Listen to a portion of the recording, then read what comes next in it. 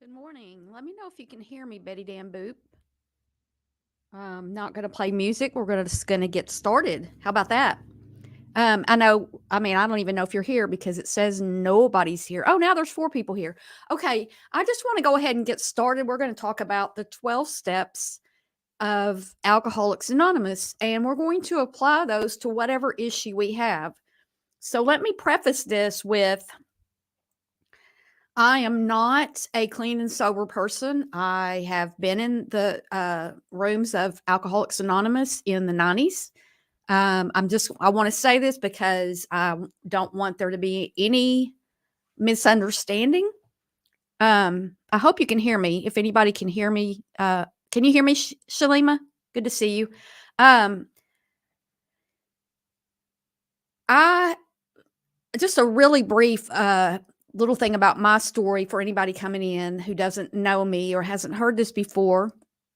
Um, I had a problem with cocaine, and I found someone who was going to help me with my issues because I had stopped using that drug whenever I met her. But there's underlying, thank you, Shalima, there's underlying issues as to why I used.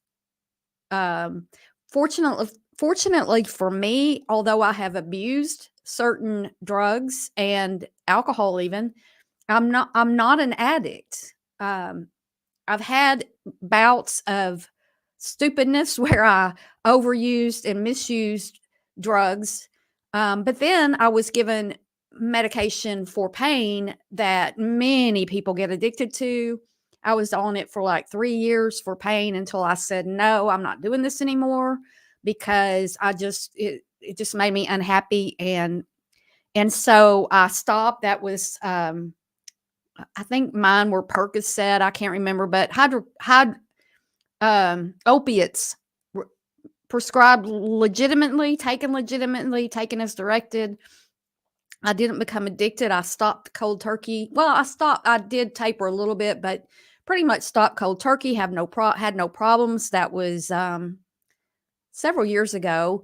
But the what got me to AA was when this person told me that she would help me, but I had to go to AA. So I reluctantly went to AA, and I had a little pony beer in my refrigerator. Like they're like little 8-ounce beers. And I went to an AA meeting, and then I don't know, it was like the next day or something. I drank that pony beer because all you're hearing, you can't stop. You drink and you can't stop. Well, that is alcoholism. That hey flame, that is, and no more. That is a sign of alcoholism. And so I drank that little beer and I was like, I'm not an alcoholic, but I still did the program and I still became 100% clean and sober from every mind altering substance. And I did that for 6.5 years. And then I decided, I just decided not to do that anymore. And I drink occasionally, I drink at home, and um, I do use medical marijuana. So I just want everybody to know that I'm not a clean and sober person. I want to teach you guys about the steps and how we can use them for whatever issue that we have. And particularly me, I'm going to use them because I can't stop chewing my nails. Okay. So it's a good time for me to stop. This is ridiculous. It hasn't been this way. It's been this way, nail biting. Well, I've done it off and on my whole life, but this severity, not since I was, you know, young, teenager even. So it's gotten ridiculous and I feel powerless over it. So I just want everybody to know, if you're new to Barb, that I'm not here claiming to be clean and sober, anything like that. I'm not claiming to be an expert. And the thing about Alcoholics Anonymous, I'm probably going to just call it AA and the 12 steps of AA. And I want anybody who's got a problem or an addiction to anything, or, like, I feel powerless when I'm listening to some of the drama that goes on YouTube. I want to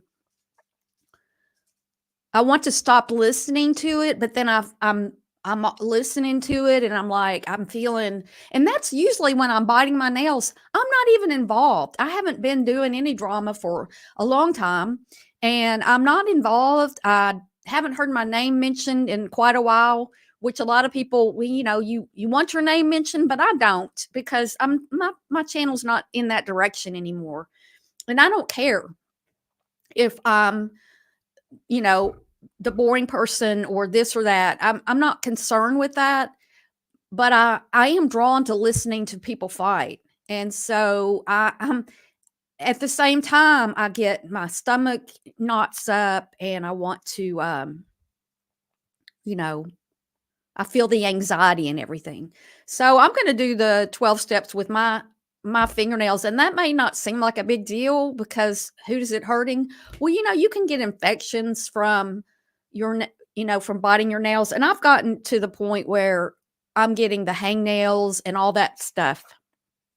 So let's start talking about the steps. And I've got a poll. If y'all would,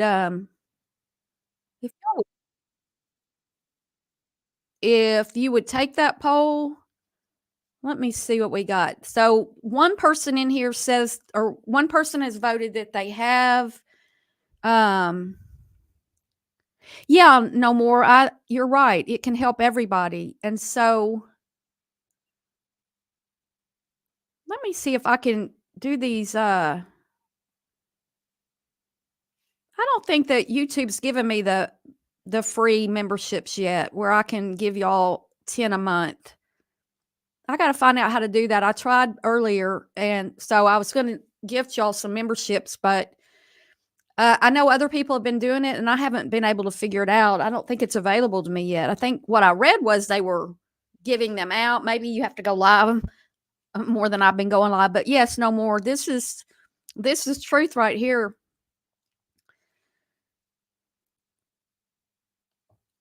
Yes, a 12-step program would be great for seniors in high school, a college. It's available. Everybody can go get a big book. In fact, I can't find mine, so I might have got rid of it when I moved. And so yeah, Flame, I think people do that. I think YouTube is a distraction for a lot of people, and some people don't have anything else to do. So the first step of of the 12 steps is, it says we admitted we were powerless over alcohol. So plug in there whatever you want to, that you feel like you're powerless over. We admitted we were powerless over this thing, that our lives had become unmanageable. Now, this doesn't mean, the first thing we need to talk about is, that doesn't mean that everything in your life, that you've never done anything worthwhile, that you have no control over yourself or anything in your life. But with an alcoholic, when you take that first drink, you can't stop. Like, you don't get to a place like, when I drink, I can have a couple of drinks and stop, go to bed, whatever. Hey, CLM, glad you're here. Good to see you. I can stop. I don't have a problem with that. I can have a drink or two drinks or whatever, and I don't lose control. I don't crave it. I don't need it, because sometimes I'm like, why are you even drinking? Why do you even want to drink? I don't need it. So, but for an alcoholic, they have a craving. So, like, why do I need to bite my nails? Well, I don't know. Why am I drawn to the drama? So think about it like that. Think about it like, um, you know, it's not that everything's bad. It's just that you don't have control over this one thing. And the next step is going to be that you need help. And so, but the first step, we're just going to do the first step today. So again, we admitted we were powerless over a thing, that our lives had become unmanageable. So I'm reading from someone else's work here. Now I am. It says the first step of the 12-step program can be very difficult to internalize because it's saying that in order to overcome addiction, you have to stop trying to face it head on. Instead, it asks that you admit that you have no power over it and that your life is out of control. So if you're drinking and driving, or uh, drinking and passing out, or blacking out, meaning you don't remember what you did, you might be. I watched a video the other day, and this woman was she couldn't pass the she got stopped for driving, and she couldn't pass she failed all the tests, but she refused that blood alcohol content. She refused to blow, and she was 3 point or 0.3 something. She was 4 times over the legal limit. She was at the point where that most people would just be passed out or even in a coma. And she had such a tolerance that she was able to, talking, you couldn't really tell that she sounded fine, but she got a DUI, but you can't always tell about things like that. And that is out of control when you get pulled over for a DUI. When you get a DUI, and sometimes people get a DUI and they still continue to drink, they get another one. There was a lady, I had the video of her from the Arkansas State Police. I was going to show y'all, but I didn't a while back. It was her 6th one. So some people, that's out of control. That's out of control. So anything that you don't feel like you can control is going to apply. You can apply this to the 12 steps of that. You're addicted to everything, including Benadryl and cough medicine. Yeah, Flame, you can be addicted to anything. Exercise. I would say that there was a point where I was addicted to exercise because it helped me to overcome my depression. And I was so scared, what's going to happen to me if I can't exercise anymore? And then I hurt my back again. And I've been going to PT and stuff. And so it's a lot better, but that could have drugged me back down, and I didn't let it. So to say that you don't have any control it's a hard pill to swallow. Your drug or alcohol addiction may have started as a way to escape a social activity or even a medical treatment, like people who get addicted to pain pills after surgery or after an injury. It happens all the time. As it progressed into an addiction, you may have justified it for various reasons and continue to be blind to the harmful effects it had on your personal life, professional life, and overall health and wellness. Your addiction may have completely overrun your life. It can overrun you, whatever you're addicted to. If you're doing something to the extreme, it could interfere. Like if you're married and all you want to do is go on YouTube all day. I'm just using that as an example, but all you want to do is participate in YouTube. Well, then your significant other's over here going, well, what do I mean to you? Why are you so involved with all this? That can be a problem. And you might not feel like you have any control over it. You might not feel like you have any control over and you don't, when people talk about you on the internet, or you get your identity put out, which I'm going to start reading from my book during this series about the steps and everything. And I'm really hesitant. I don't want everybody to know I know I've been doxxed, but I don't really want everybody to know my name.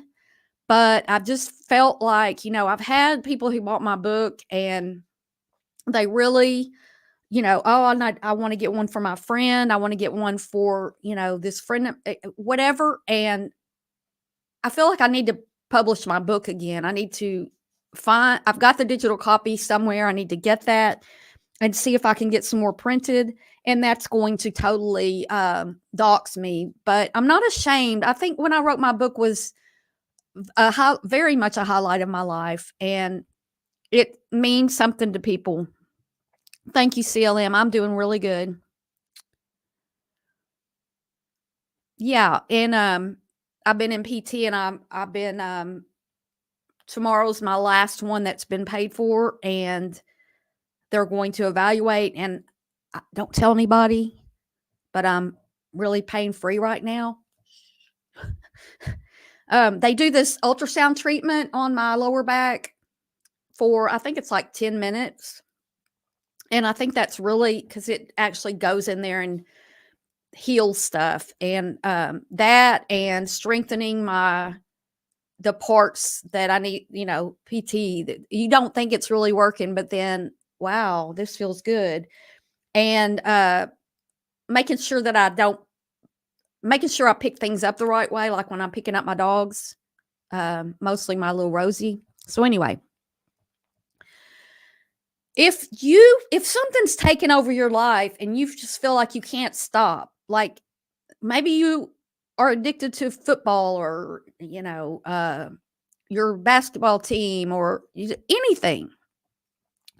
Admitting that you're powerless is difficult because it means being honest with yourself and recognizing that you have a problem. Most of us want to think that we don't have a problem, and a lot of people spend a lot of time blaming everybody else for their problems. It's their fault. I mean, I could go and I could look at my life and my childhood, and I could say, well, this is all their fault. The family, this is their fault. This is what they did to me, and things were done to me, but I'm an adult, and I have to be the adult and recover from that in whatever way I can. If you have a serious problem with drugs or alcohol, you're probably going to need to go to rehab and detox. I don't have to go to detox to, stop biting my nails. Excuse me. The Big Book Step 1 is extremely important and essential to recovery. Again, the being honest with yourself and recognizing that you have a problem. If you can't be honest with yourself and say, this is my problem, I've got to deal with, then you're not going to get very far. In completing step 1, you embrace the paradox described in the Big Book. You admit you're powerless to your addiction, turn away from it, and walk towards a solution. Not just say I'm powerless over alcohol and sit in your chair and white knuckle it and try not to drink. You say, I'm powerless. Now, what's the solution? And you walk towards that solution. Ultimately, the purpose of step 1 is to encourage introspection with honesty, and in turn, empower yourself to take steps toward recovery and away from addiction. People who are in Alcoholics Anonymous who have, or Narcotics Anonymous, or Overeaters Anonymous, or, that's another good thing you can use this for if you're an overeater. If you start eating and you have if I have Cheetos in the house or any other kind of chips like that, I can mow through them. I can mow through a bag of chips in like no time. Just give me the bag. You know what I do? I don't buy them because I mow through them too fast. Hopefully they will extend it, because if they don't and it's not kept, yeah, Flame, I don't know. I've got new insurance, so he's gonna evaluate, and then we'll find out, because it's something that you can do and then go back to. I went to get a brace today. My other insurance wouldn't even pay for it. My insurance changed in January. I told them, I go to get my brace this morning, and it was going to be a $200 copay for a lumbar brace. I can go to Home Depot and get a lumbar brace for, I don't even know what, $20 or something now. I'm not going to do that. I'm not going to do it. Anyway, there's some misconceptions about the 12 steps. You don't have to be a Christian. The you know, in step 2 we'll talk about God, but in you don't have to you don't have to be a Christian to do the 12 steps. That's a misconception. You don't have to believe in a particular higher power. Higher power is just a good way to describe God for anybody who doesn't believe. So you just don't worry about that. You don't have to lose everything before you get help. If you're an if you're an addict or an alcoholic, you're likely to hit a bottom.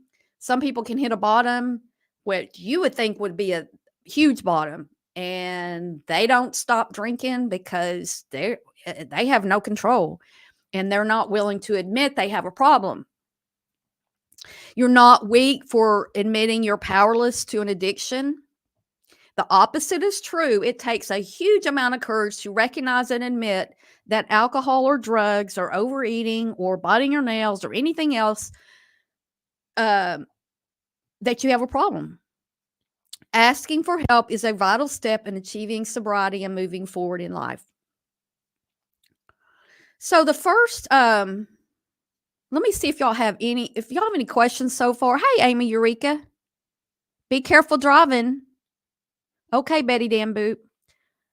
Does anybody have any questions so far about the program or, the 12 steps? We're just going to go over one a day here. I'm not going to be live every day. We're going to do this in a series. I don't know. Later in the week, it's supposed to get down to 14 here. And I can promise you, I can't promise you, but I'm pretty sure I won't be live when it's 14 here. And so I don't know. I don't know what's going to happen, but we're going to do this and we're not going to set any parameters on which day we're going to do it or any of that stuff. Okay. Nobody's got any questions yet. Okay.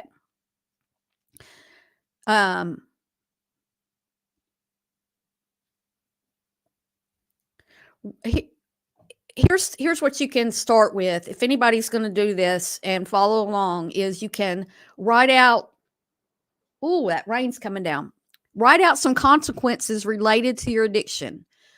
First, you can write down some examples of consequences related to your addiction, such as having feelings of guilt, despair, hopelessness, depression, anxiety, self-hate, or thoughts of suicide. If what you're doing is causing you to feel any of those things, here, let me put this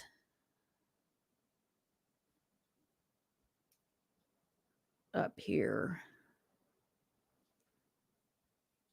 Keep it moving. If you have a problem with religion, sober recovery is a good non-secular alternative. Okay, keep it moving. We're gonna. What I'm saying is, Okay, that's good. I don't know anything about that program, but we're talking about the 12 steps. Thank you, CLM. Yeah, I don't want to commit to. I don't want to commit to a schedule because it puts me in it. It just causes me more anxiety. So you can see what I'm reading here. Okay. I don't even know if y'all can even see that. Anyway, this is what I'm reading from.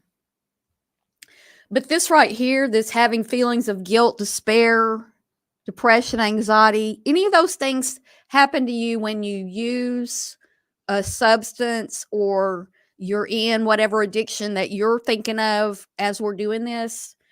If you have health problems, like if you're an addict or an alcoholic and you end up with a sexually transmitted disease or an ulcer or something like that, those are indicative of your behaviors are causing these problems. So if you're experiencing health problems like high blood pressure, sexually transmitted diseases, insomnia, or ulcers, having poor performance at work or school leading to loss of employment or poor grades, I particularly quit a job that I had, a really good job, because staying home and doing cocaine was more important than this job.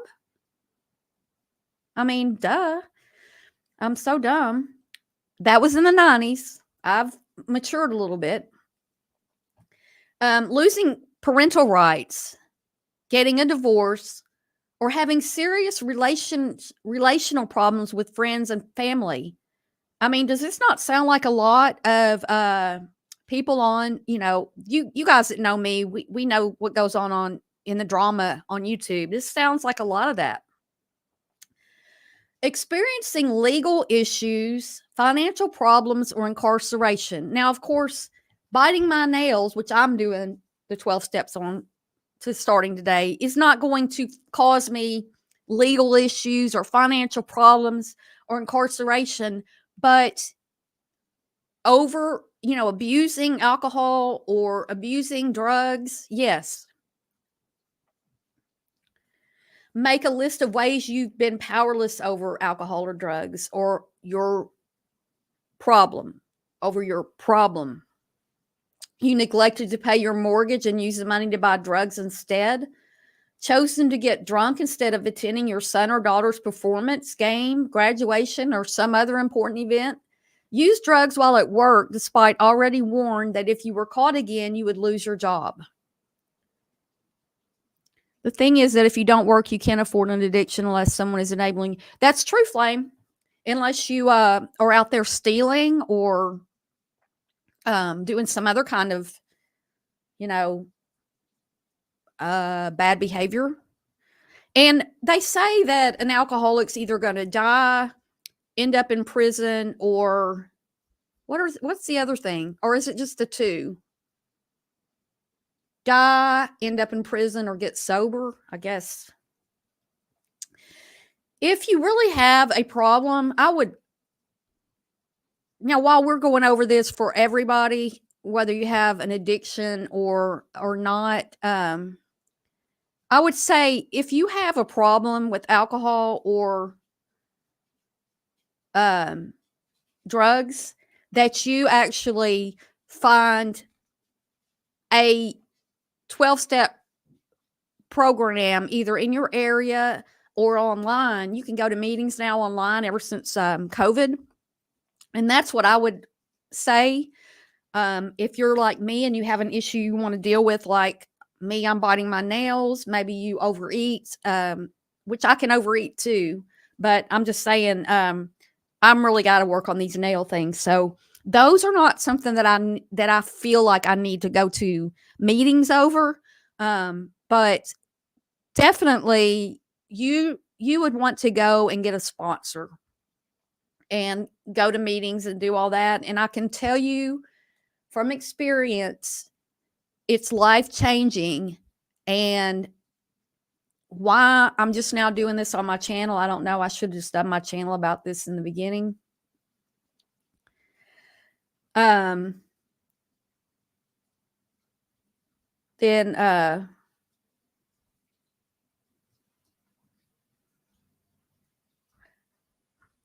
Anyway, like somebody said in the chat, there are other ways to get clean and sober.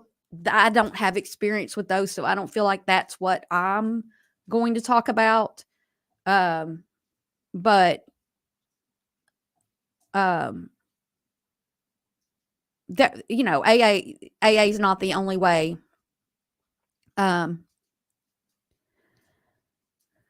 Let's see if this has any more information. We admitted that we were powerless over alcohol, that our lives. I mean, really, if you just read that, we admitted we were powerless over our problem and that our lives had become unmanageable. That there's so much in that. You have just admitting. Rosie's trying to come in here. Just admitting that you have an issue. It's hard for some people. Again, they want to blame others. This says, what about unmanageable? My life is going pretty smoothly. Well, unmanageability should also be defined more tightly, because the person who has a great job or a loving spouse or a nice home might say, my life feels pretty manageable, actually. They might look at everything that's going well and completely resist the idea that life is no longer manageable. And that's only fair and natural. But the terminal stages of addiction will strip everything away, and an addicted person who refuses to recover will often be left with nothing. So, yeah, your life you may think that everything's going just fine and rosy. You have no more. See, I think that's a good way.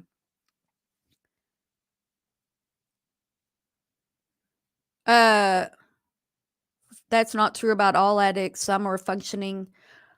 Oh, yeah, there are functioning alcoholics. There are functioning addicts, but eventually it's gonna catch up with you, either because you've ruined your liver or your kidneys. I mean, that's one thing physically that drugs and alcohol can take your life, cause a heart attack. I, for one, had a problem with when I had a problem with cocaine. I had grand mal seizures and could have very easily ended up dead. So yeah, there's a lot. There's a lot of things that could go wrong. So now I want to read you guys.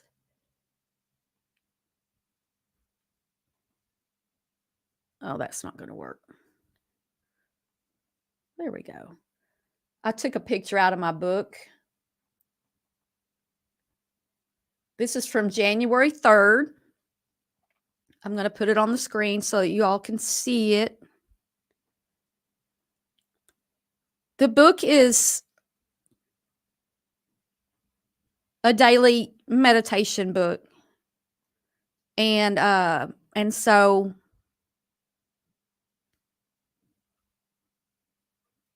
this is from January, and this is just sorry, I just took a photo with my phone of the page of the book. It's not even level. I'm sorry about that. I'll do better. Okay, so we are unique like snowflakes. No one like you was ever born or ever will be. Constance Foster. One of a kind, we each are, yet we so want to fit in that we often twist ourselves like a pretzel to try to be liked or loved, and it doesn't work. It doesn't work because we can only be who we are. That's not to say that we can't grow and evolve, but it does mean that even when we grow and evolve, we are the unique person who was born, and there will never be anyone exactly like us. Once we learn to love ourselves in all of our imperfection, we begin to see that uniqueness and self-love grows even more. While we try to be someone else, we all only fall short because we cannot be someone else. Observe as you go through your day how you react to certain people. If you act differently around some people than others, most likely you are trying to fit into the mold you think fits you into that person's mindset. We are each and every one of us unique and special in our own way, and we should not try to be someone else. So that's very not so deep, but very deep. Like, there's nobody else just like you in the universe. There may be a doppelganger out there. There may be people who agree with you and think like you, but there's not anybody else that's had every experience that you've had, that's had every interaction. We're like the snowflakes. And that's, to me, that's really amazing that we could all be so unique like that. Anybody have any thoughts on that? It's crooked. It's making me feel crooked. Anybody?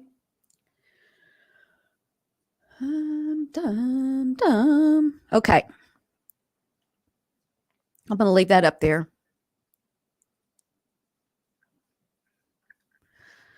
Now,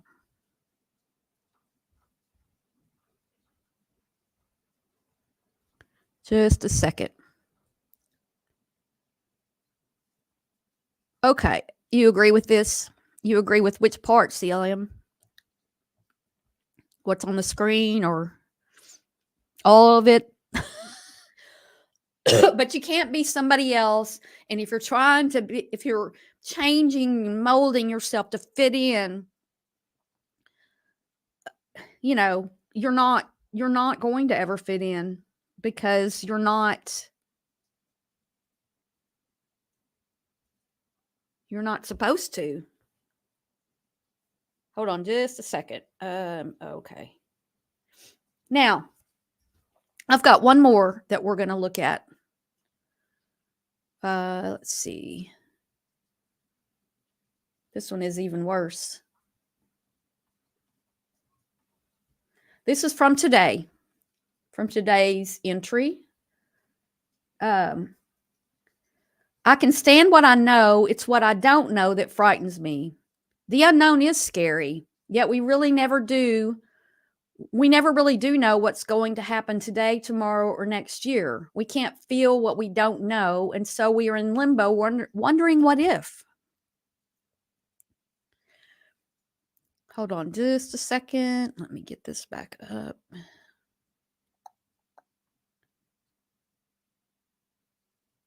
Yeah. Yeah, that's a good thought, CLM.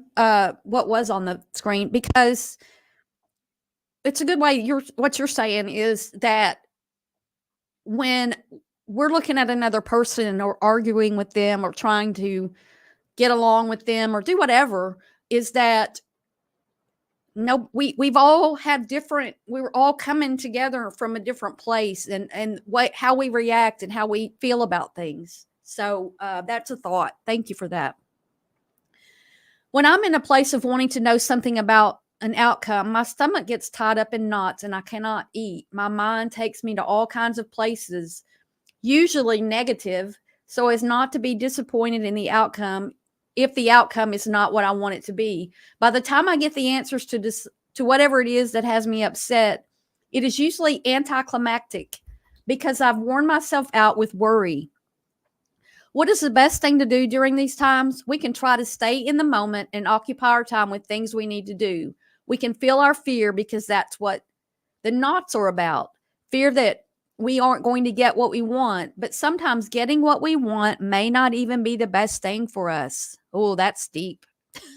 During these anxious moments, we can pray, meditate, relax, exercise, whatever helps us get through it. Also, we can realize that with or without the particular outcome we are looking for, we will be okay. We will survive with or without the person, job, situation, or whatever it is we're fretting about. Sometimes the outcomes aren't what we want, but what we need.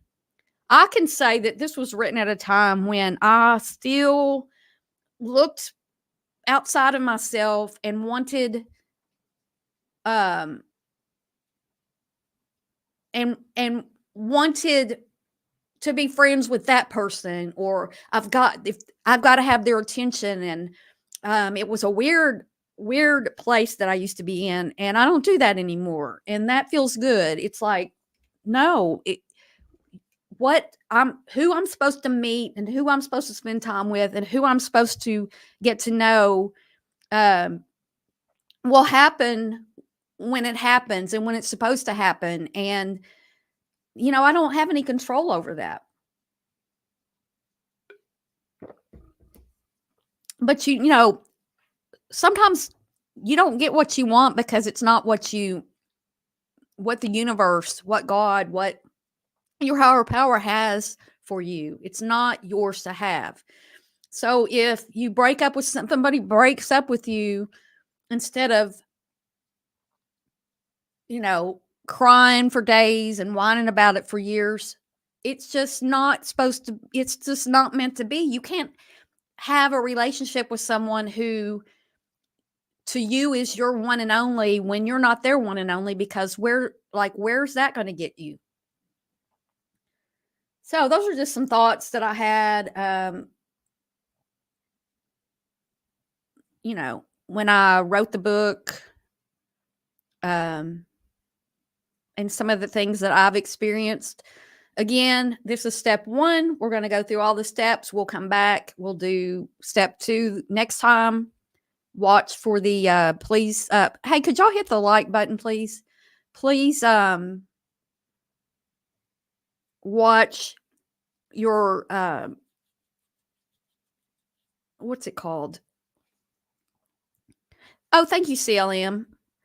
Um, watch for notifications. Probably won't be live tomorrow over on this, but I could be. I don't know. But I have PT in the morning, so I'm not sure.